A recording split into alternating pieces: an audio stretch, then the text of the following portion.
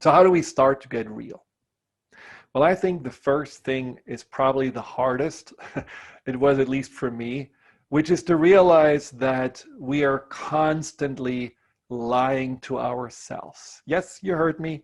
We are lying to ourselves. First of all, we are lying to ourselves when we are pretending that we are powerless, not good enough, that we cannot really change or be ourselves because we have tried so many times and it never worked out. So that is something that we really need to understand, that we always are more than we think we are, and we always have more potential inside of us than we are willing to show. We just forgot. We just felt not safe and secure to do that. So that's a lie that we really have to somehow put aside. Now, another lie that I find a lot of people are doing, including myself again, is the lie of telling ourselves that we do actually want to change and that we want to become better.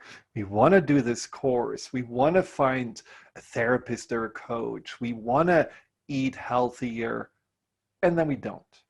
We have all these great ideas and aspirations, and in the end, we let ourselves down. Maybe even we start something and then we drop it. That is one of the worst lies, because that means that you cannot rely on yourself, that you're not trustworthy. And if you're just thinking about how that feels to you when someone makes promises and doesn't follow through, well, that relationship is not really the best. And it's certainly not a person that you would have a lot of confidence in. So that is also something we have to stop. If we say we're going to do something, we need to do it no matter what. Rain, snow, sunshine, we have to follow through. So don't put too much on your plate.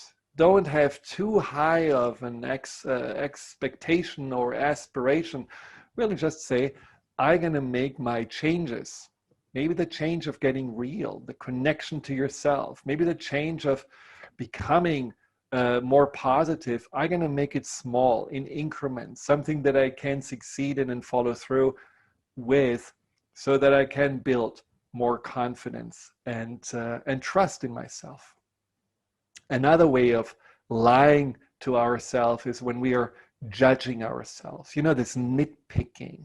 Well, we drop something and right away we are calling ourselves stupid or clumsy, or maybe we have a little bit of extra tissue and we call ourselves fat, or we are actually just naturally aging and we call ourselves ugly and old. Well, again, how would you feel if someone would say those things to you? You would be insulted, you would be outraged, but we do it to ourselves all the time, and it's not the truth.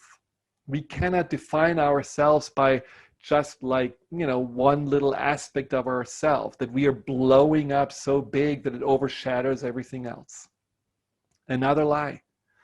And I think another lie is also the idea that we have to somehow compare ourselves with others, because we can't, or that we have to compete with others, because somehow life seemed to be a competition, an idea around winning or losing, which it isn't.